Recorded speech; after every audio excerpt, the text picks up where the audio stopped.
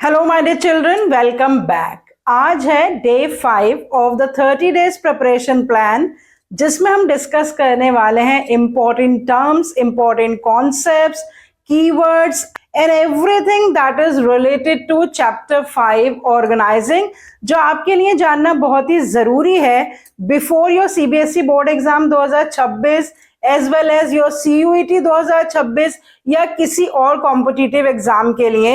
आपके लिए जो कुछ भी जानना इस चैप्टर से रिलेटेड जरूरी है वो सब मैं आपके साथ डिस्कस करने वाली हूँ। सबसे पहले तो आपको पता ही है कि चैप्टर 5 ऑर्गेनाइजिंग, इसमें 5 ही टॉपिक्स हैं। वो 5 टॉपिक्स क्या हैं? Concept and importance of organising, organising process, types of organisation formal and informal, types of organization structures, functional and divisional structure, and the 2 important concepts, delegation and decentralization. अब एक बात तो मैं आपको पहले भी बता चुकी हूँ कि सिलेक्टिव स्टडी का कोई स्कोप नहीं है, सारे ही टॉपिक्स हमें प्रिपेयर करने होंगे। इन सारे टॉपिक्स से रिलेटेड कीवर्ड्स मैं आपके साथ डिस्कस करने वाली हूँ। मैं आपको ये भी बताऊंगी कि इसमें से कौन सा टॉपिक है जिस पे पिक्चर बेस्ड या डायग्राम बेस्ड क्वेश्चन आ सकता है।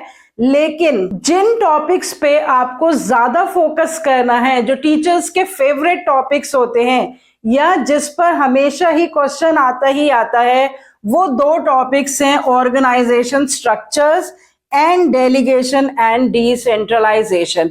बहुत ही इंटरेस्टिंग टॉपिक भी है ये, इसमें बहुत कुछ रटने की जरूरत नहीं है। एक बार लॉजिकली आपको इसका कॉन्सेप्ट समझ में आ जाएगा, आप स्ट्रक्चर्स के डायग्राम अंडरस्टैंड कर लेंगे, उनके फीचर्स आपको समझ में आ जाएंगे, तो उन स्ट्रक्चर्स से रिलेटेड आपसे कोई भी क्वेश्चन पूछा जाएगा तो वो आप आंसर कर पाएंगे। वेटेज इस चैप्टर की 7 से 8 नंबर है। आप जानते ही हैं कि second volume planning and organising chapter 4 and 5, इसका कंबाइंड वेटेज 14 मार्क्स का है। तो 7 नंबर तक के क्वेश्चंस प्लानिंग से आते हैं और इसी तरह से 7 से 8 नंबर तक के क्वेश्चंस ऑर्गेनाइजिंग से आते हैं। हर तरह का क्वेश्चन जो है वो इस चैप्टर से पूछा जाता है, और चैप्टर्स की तरह, चाहे एमसीक्यूज हो, केस स्टडीज हो, डायग्राम बेस्ड क्वेश्चन हो या डायरेक्ट क्वेश्चन हो। ऑलरेडी इस चैप्टर से related question answers sample papers में जो दिए गए हैं या जो प्रीवियस ईयर क्वेश्चन पेपर्स में दिए गए हैं वो मैं ऑलरेडी डिस्कस कर चुकी हूँ। डिटेल डिस्कशन दोबारा से करेंगे जब हम वॉल्यूम वाइज प्रिपरेशन करेंगे, लेकिन फिलहाल इन सारे टॉपिक्स को कीवर्ड्स के साथ मैं आपके साथ फास्ट फॉरवर्ड मोड में फिर से डिस्कस करने वाली हूँ। डिटेल्ड वीडियोस ऑलरेडी मेरे चैनल पे अवेलेबल हैं, मैं प्लेलिस्ट का लिंक आपके साथ शेयर कर दूंगी। तो अगर बच्चों आपने मेरे चैनल को अभी तक सब्सक्राइब नहीं करा तो प्लीज जल्दी से जाइए, अभी पॉज लीजिए और मेरे चैनल को सब्सक्राइब कर दीजिए, और जो प्लेलिस्ट का लिंक मैं आपके साथ शेयर करूंगी उसको आप आगे शेयर कर दीजिए, लाइक भी करिए, ताकि हर एक बच्चे के पास आसान तरीके से इस तरह से वीडियोस पहुंच जाएं कि वो सारे टॉपिक्स को बहुत जल्दी से समझ सकें और अच्छे से अच्छे नंबर स्कोर कर सकें।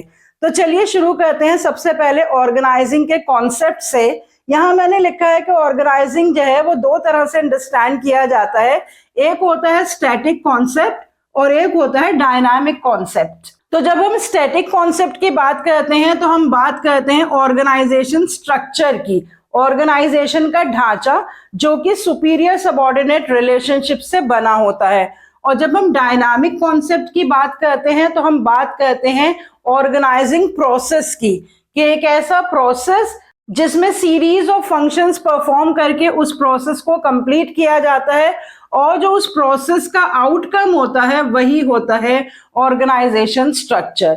सारे ही प्रोसेसेस पूरे सिलेबस के मैंने आपको नेमोनिक्स के साथ एक्सप्लेन कर रखे हैं, और जो ऑर्गेनाइजिंग प्रोसेस है वो तो बहुत ही सिंपल है, उसके लिए कोई नेमोनिक की जरूरत नहीं है। उसमें 4 स्टेप्स होते हैं: identification and division of work, departmentalisation, assignment of duties and establishing reporting relationship.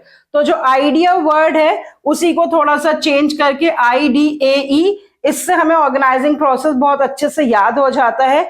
और जब हम लास्ट स्टेप परफॉर्म करते हैं, that is establishing reporting relationship, तो जब ये रिपोर्टिंग रिलेशनशिप एस्टैब्लिश किए जाते हैं तो बन जाता है हमारा ऑर्गेनाइजेशन स्ट्रक्चर। और ये जो ऑर्गेनाइजेशन स्ट्रक्चर्स हैं ये डिपेंड करते हैं स्पैन ऑफ मैनेजमेंट पे।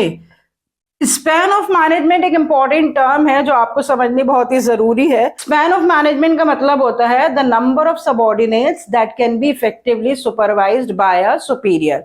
तो अगर एक superior large number of subordinates को सुपरवाइज कर सकता है तो वो वाइडर स्पैन माना जाता है और ऑर्गेनाइजेशन स्ट्रक्चर उस केस में फ्लैट होगा।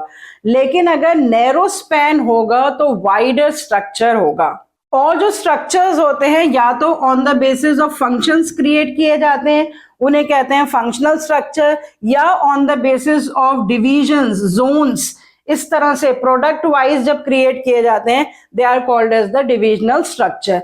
इनके डायग्राम्स मैं ऑलरेडी आपको एक्सप्लेन कर चुकी हूँ, फीचर्स आपको एक्सप्लेन कर चुकी हूँ, और आप एक स्ट्रक्चर को याद कर लेंगे ना कि फंक्शनल स्ट्रक्चर कैसे क्रिएट होता है, उसके क्या फीचर्स होते हैं, उसमें क्या क्या बेनिफिट्स होते हैं ऑर्गेनाइजेशन के, और डिविजनल स्ट्रक्चर कैसे क्रिएट होता है, उसमें क्या क्या बेनिफिट्स और ड्रॉबैक्स होते हैं। तो एक स्ट्रक्चर याद करने से आपको ऑटोमेटिकली दूसरा स्ट्रक्चर याद हो जाएगा। इन दोनों को आप कंपेयर कर लेंगे, इनका कंपैरिजन अंडरस्टैंड कर लेंगे तो इन दोनों स्ट्रक्चर्स पे आप परफेक्टली आंसर कर पाएंगे।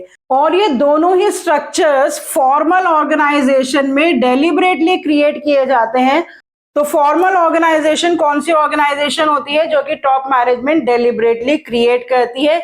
इसमें वेल डिफाइंड स्ट्रक्चर होता है अथॉरिटी एंड रिस्पॉन्सिबिलिटी रिलेशनशिप का, सुपीरियर्स एंड सबऑर्डिनेट्स का, और इसको वेल डिफाइंड चार्ट के through either in the form of functional structure और डिविजनल स्ट्रक्चर रिप्रेजेंट किया जा सकता है। और जो इनफॉर्मल स्ट्रक्चर्स होते हैं, इनफॉर्मल ऑर्गेनाइजेशंस होती हैं, वो ऑर्गेनाइजेशन डेलिबरेटली क्रिएट नहीं करती है। जब लोग इंटरैक्ट करते हैं फॉर्मल ऑर्गेनाइजेशंस में तो जो इनफॉर्मल ग्रुप्स क्रिएट होते हैं उनको हम कहते हैं इनफॉर्मल ऑर्गेनाइजेशंस, जिनको किसी भी स्ट्रक्चर के थ्रू रिप्रेजेंट नहीं किया जा सकता क्योंकि इसमें कोई सुपीरियर सबऑर्डिनेट रिलेशनशिप नहीं होते हैं। किसी भी डायरेक्शन में अथॉरिटीज रिस्पॉन्सिबिलिटीज फ्लो कर लेती हैं तो इसका चार्ट नहीं बनाया जा सकता। तो फॉर्मल और इनफॉर्मल ऑर्गेनाइजेशंस को दोनों को बहुत अच्छे से मैंने एक्सप्लेन कर रखा है। फिर उसके बाद अगर हम बात करें इन दो कॉन्सेप्ट्स की, ये मोस्ट इंपॉर्टेंट कॉन्सेप्ट्स हैं इस चैप्टर के, delegation and decentralisation. Delegation and decentralisation के कॉन्सेप्ट को मैंने एक छोटी सी रील 1 मिनट की बना रखी है जिसपे 70,000 से भी ज्यादा व्यूज आ चुके हैं, जिसमें मैंने एक्सप्लेन किया है कि जो डेलीगेशन है वो शेयरिंग ऑफ द अथॉरिटी को कहते हैं, जिसमें दो लोगों के बीच में अथॉरिटी शेयर होती है, सुपीरियर एंड द सबऑर्डिनेट, और ये एक टेम्पररी अरेंजमेंट होता है और जब काम हो जाता है तो वो अथॉरिटी वापस ले ली जाती है। लेकिन डिसेंट्रलाइजेशन जो है उसका मतलब होता है डिस्पर्सल ऑफ अथॉरिटी। जब लेवल्स के बीच में परमानेंटली अथॉरिटी बांट दी जाती है तो उस कॉन्सेप्ट को कहते हैं decentralisation. So when we delegate the authority we multiply it by 2 and when we decentralise it we multiply it by many. तो डेलीगेशन और डिसेंट्रलाइजेशन दोनों ही कॉन्सेप्ट्स को कंपैरेटिव एनालिसिस के साथ भी मैंने वीडियोस बना रखी हैं, पूरी तरह से एक्सप्लेन कर रखा है, केस स्टडीज के साथ एक्सप्लेन कर रखा है, और आपको ये बता रखा है कि कौन से कीवर्ड से आप इन दोनों कॉन्सेप्ट्स को आइडेंटिफाई करेंगे और फिर उसका परफेक्टली आंसर लिखेंगे। और इस चैप्टर से रिलेटेड कहीं पर भी कोई कंफ्यूजन है उसको मैंने केस स्टडीज और कीवर्ड्स के साथ बहुत अच्छे से एक्सप्लेन कर रखा है। जैसे कि एक क्वेश्चन आया था 2023 सीबीएसई बोर्ड एग्जाम में कि identify the function of management which initiates implementation of the plan. तो जैसे ही वर्ड बच्चों के सामने आया इनिशिएट्स तो most of the students have identified directing, जबकि उसका आंसर डायरेक्टिंग नहीं था, उसका आंसर था ऑर्गेनाइजिंग। क्योंकि जो प्लानिंग के बाद सबसे पहला फंक्शन परफॉर्म किया जाता है in order to start the implementation of the plan वो होता है ऑर्गेनाइजिंग। और जो डायरेक्टिंग होता है वो इनिशिएटिंग फंक्शन तो होता है लेकिन वो एक्शंस को इनिशिएट करता है। So the function that initiates implementation of the plan is organizing and the function that initiates action is directing. तो इस तरह के कोई भी कंफ्यूजन्स हैं बच्चों वो मैंने सारी डिटेल वीडियोस में हर एक टॉपिक से रिलेटेड आपको क्लियर कर रखे हैं। इसके अलावा मेरी एक 50 प्लस वीडियोस की प्लेलिस्ट अवेलेबल है जिसमें सारी केस स्टडीज और कीवर्ड्स के साथ मैंने पूरे सिलेबस के कंफ्यूजिंग टॉपिक्स जो हैं वो डिस्कस कर रखे हैं। उसको भी आपको एग्जाम से पहले जरूर देखना है। उसको देखने के बाद तो मैं समझती हूँ आपका कोई भी कंफ्यूजन जो है वो बाकी नहीं रह जाएगा। तो बच्चों ये चैप्टर 5 से रिलेटेड जो है वो फास्ट फॉरवर्ड रिवीजन मैंने आपके साथ की है। डिटेल वीडियोस का लिंक मैं आपके साथ शेयर कर रही हूं, आप उस प्लेलिस्ट को देख लीजिए। एंड आई होप वो प्लेलिस्ट देखने के बाद ये चैप्टर आपको बहुत अच्छे से प्रिपेयर हो जाएगा और आप इसमें से किसी भी तरह के आंसर परफेक्टली कर पाएंगे।